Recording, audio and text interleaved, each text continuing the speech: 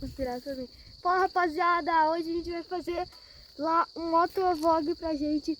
Vocês, rapaziada, já que vocês não conhecem o Poconé, vocês vão conhecer agora, rapaziada. Tá eu e a minha mãe. Se não tá seguindo a voz aí muito bem, é porque eu tô de capacete. Mas, rapaziada, já vai se inscrevendo aí no canal, que hoje o dia é muito feliz. Hoje eu tô muito feliz, rapaziada. Então, hoje vocês vão conhecer a Poconé. Aqui é uma estrada bem perigosa, mas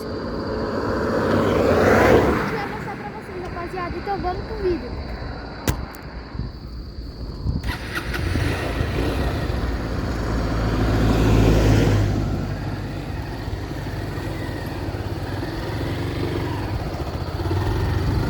Então vamos.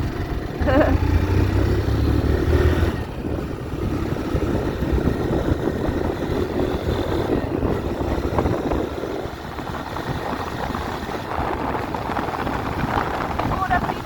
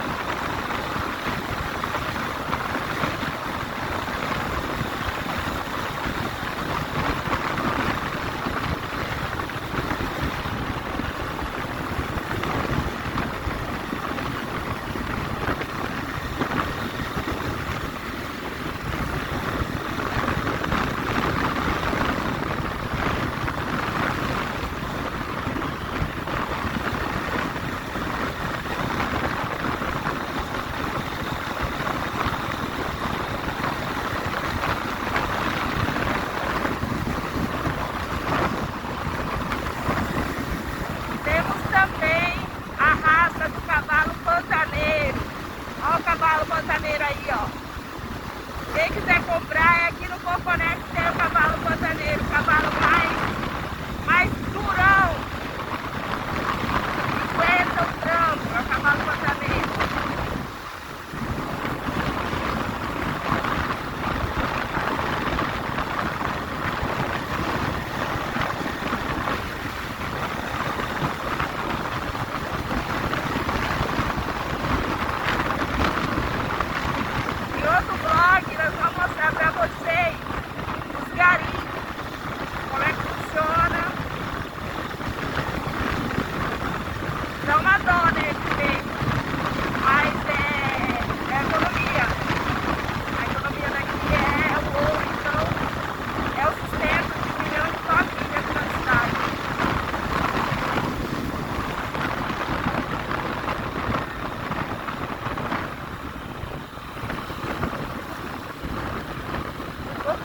Portal do Pantanal.